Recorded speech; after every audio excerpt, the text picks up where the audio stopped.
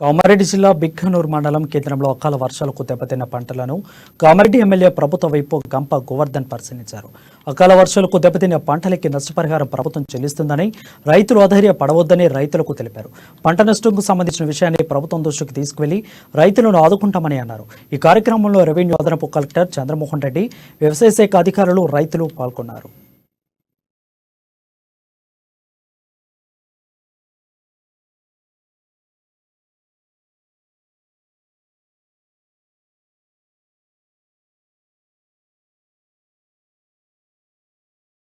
రైతే మొదటి సూచికగా ముందుకు పోతున్నటువంటి ప్రభుత్వం కాబట్టి మీరు ఎవ్వరు కూడా రైతులు అధైర్యపడొద్దు. ఈ అకాల వర్షానికి దెబ్బతిన్న, వడగండ్ల వానకు దెబ్బతిన్నటువంటి రైతులను అన్ని రకాల ఆదుకుంటాం. దయచేసి ఎవ్వరు బాధపడొద్దని నిన్ననే కోరడం జరిగింది. నేను ఒకటే విజ్ఞప్తి చేస్తా ఉన్నాను, ఇక్కడున్న అధికారులకు కూడా, జిల్లా కలెక్టర్ గారు, జాయింట్ కలెక్టర్ గారు, టోటల్ యంత్రాంగం, జిల్లా యంత్రాంగం, అగ్రికల్చర్ ఆఫీసర్స్ కూడా పెద్ద ఎత్తున తిరుగుతా ఉన్నారు.